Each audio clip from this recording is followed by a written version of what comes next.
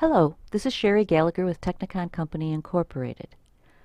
This presentation is going to be on ISO 9001-2015 Section 5, Leadership.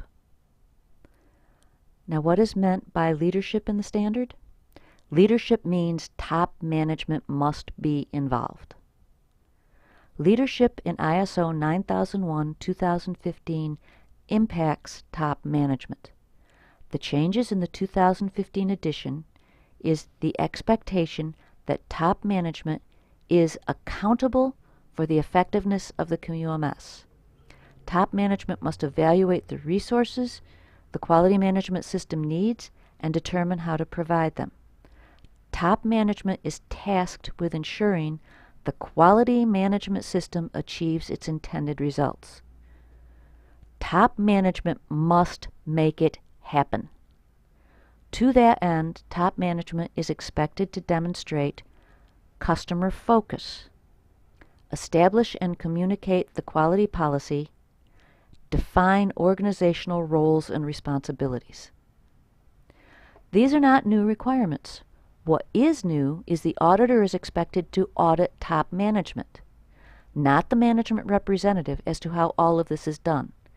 Expect an auditor to interview a president, vice president, or CEO to know that top management is involved and is holding themselves accountable for the effectiveness of the quality management system. So what is leadership? Leadership is the way we manage the organization. Top management must take accountability for the effectiveness of the quality management system. When auditing leadership, we look to see if top management is providing guidance and has a good understanding of the quality goals and has integrated those goals into the business plan. One of the new additions to ISO 9001 with the 2015 edition is the requirement of top management to ensure the integration of the quality management system requirements into the business process. So what does this mean? It means ISO 9001 is the way business is done. The QMS is part of how materials are purchased, how they are modified into a saleable entity, and how the customer is treated by the organization. How does top management integrate the QMS into business? Management must communicate the importance of the quality management system, provide the necessary resources to implement the quality management system, engage, direct, and support personnel involved with the QMS, and ensure the quality management system achieves its intended results. The QMS should be part of the day-to-day business, not a separate entity. How does top management communicate? Leadership starts with the establishment of the quality policy. The quality policy tells everyone, all the interested parties, the employees, the customers, the suppliers, here is how we want to be perceived. It needs to be appropriate for the business. A small organization with 10 employees may have a different quality policy than a multinational organization with thousands of people on the payroll. So how does top leadership want to be perceived? Do they want everyone to think of them when they're looking for the lowest cost provider? Do they want customers to think of their organization when they want precision and accuracy? Do they want to be perceived as a company that's really easy to do business with and someone you feel comfortable working with? This tells the person taking orders how to act when a customer has a special need or request. This perception helps suppliers to understand the organization's standards for accepting materials. And it tells customers what they can expect for help when they call and need us. Think about some of the slogans you may have heard. In the United States, for example, there's Maxwell House Coffee, good to the last drop. Or Budweiser, the king of beers. Or General Electric's slogan, we bring good things to life. Or Federal Express, when it absolutely, positively has to be there overnight.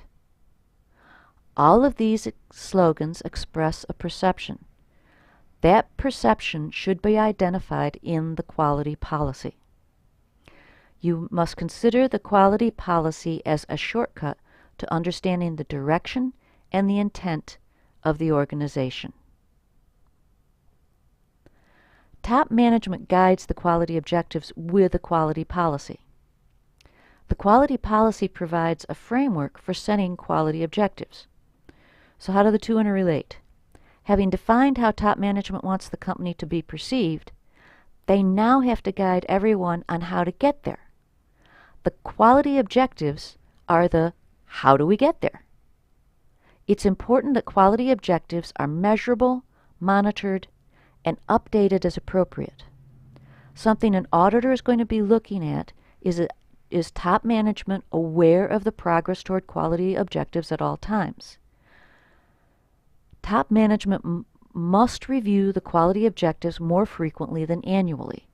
If the only time top management gets an update on quality objectives is at the management review, then they are not meeting the requirements for leadership, and an auditor is going to have to dig much more deeply to see if the requirements of Section 5 of the standard are being met. In addition to defining the perception and framework for the quality goals, there are 2 points that must be in every quality policy. A commitment to satisfy applicable requirements for safety, the environment, legal requirements, reporting.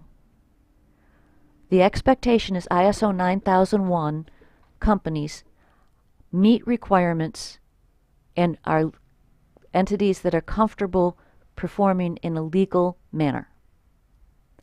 The quality policy also needs to include a commitment to improve the quality management system.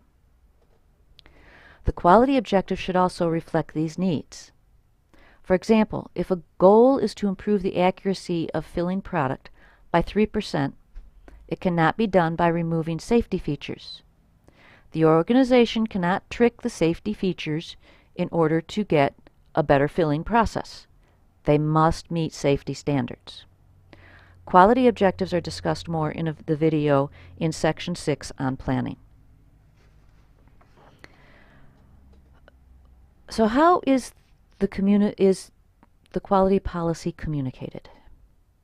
The quality policy should be communicated and understood. It's a requirement of the standard. Now, typically, the quality policy is posted in areas employees frequent, such as break rooms and near time clocks. Up until ISO 9001-2015, it was standard for the auditor to ask employees, "What is your quality policy?" The employee would read the policy to the auditor, and sometimes the auditor would ask, "What does that mean to you?" By the way, some auditors still do this, and it's okay. But since the implementation of ISO 9001-2015, auditors are more likely to ask employees, "How do you minimize the risk of non-conforming product getting to the customer? What are the customer needs your work impacts?" Now that sounds like a disconnect, but it's not. The quality policy should be giving the employee the guidance on that way of how they want to be perceived.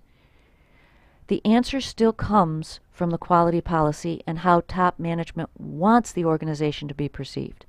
But top management should communicate what it means for each individual's contribution to the process, not just a broad generalization. It needs to be taken to all levels of the company. Top management leadership and customer focus. The requirements for customer focus have not really changed. What has been clarified is the leadership role of top management. Top management is responsible for communicating the customer's statutory and regulatory requirements and making sure they are understood and met. Top management is responsible for the risks that can affect conformity to requirements of the product or service, and top management is responsible for enhancing customer satisfaction.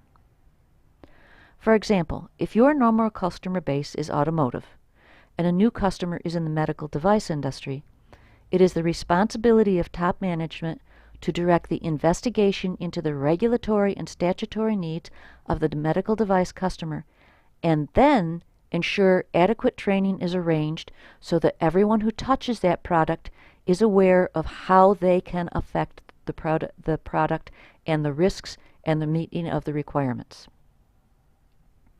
Risk related to conformity of product and the ability to enhance customer satisfaction needs a little more explanation. So here's an example. Suppose a pharmaceutical company makes a slow-release decongestant. The patient takes the medicine once every 8 hours, and the decongestant lasts for that time period. Now, the pharmaceutical company hires a second supplier. Now, the second supplier does not have the same equipment to compress tablets as the first supplier. And while they use the same ingredients, because of the difference in the equipment, their tablets last 4 hours, but are turned over to the pharmaceutical company that sells them as lasting for 8 hours. The person taking the tablets is not satisfied. Top management should be looking at risks like this in their business processes and address them before they receive customer complaints. They must look at risk in advance, not after the fact. Top management is also responsible for measuring and constantly improving customer satisfaction. Now, frequently top management accomplishes this by contacting customers to determine satisfaction. And yes, it is the dreaded survey. Top management may also do this by reducing the number and severity of complaints. The survey and alternative ways of addressing and determining customer satisfaction will be discussed in the video on performance evaluation, Section 9 of the standard. So moving on to leadership and organizational roles and responsibilities. Prior to ISO 9001-2015, the standard required a management representative charged with the responsibility to oversee the quality management system. Unfortunately, in many cases, this led to the quality management system being compartmentalized and perceived as a system outside normal business processes, something top management did not really have to take into account. They left it to the management representative. That perception should have changed with ISO 9001-2015 implementation in each and every business. The responsibilities of the management representative were distributed throughout the management members of top management.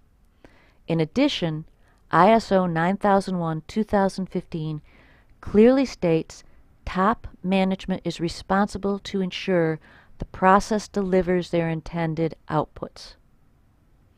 Top management is responsible to measure the effectiveness of the business as seen through the eyes of the customer and to create improvement through the use of the quality management system. As I said at the beginning, the impact on top management is they are now responsible. They do not delegate it, they must own it. There's no further reference in the standard to a management representative. Now, it is important to note there is no requirement to eliminate the management representative. If your revision to the 2008 systems works well and top management is involved as they should be, then there's nothing that requires you to remove the management representative. Go ahead and keep them. So, in conclusion on Section 5 of Leadership, prior to ISO 9001-2015, the responsibility for the quality management system was often misinterpreted to mean the QMS was the responsibility of the management representative, and top management was not directly involved in the QMS. ISO 9001-2015 makes clear leadership of the quality management system and the integration of the QMS into the business process rests with top management. One of the big changes was to clear up the perception of who is responsible for leadership. So that's it. You guys can do great. If you have questions, feel free to contact me. Here is my email at technacon1986@sbcglobal.net, or you can call me at my cell phone, or you can check us out at our website, www.technacon.com. Have a great day.